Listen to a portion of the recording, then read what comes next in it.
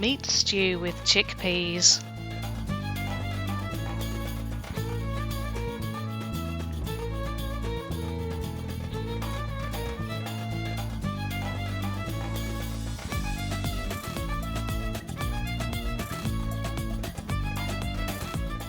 Finely dice 1 large onion. Melt 2 tablespoons of butter in a saucepan. Add the onions to the pan and sauté until golden. Add 1 tablespoon of tomato paste and stir.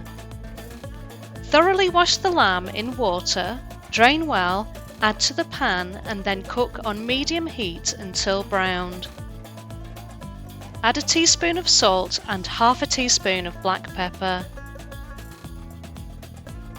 Last of all, add the cooked chickpeas and about 720 milliliters of hot water to the pan so that it covers the food by about 1 centimetre.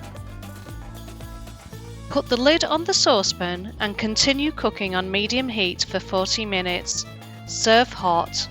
Bon appétit!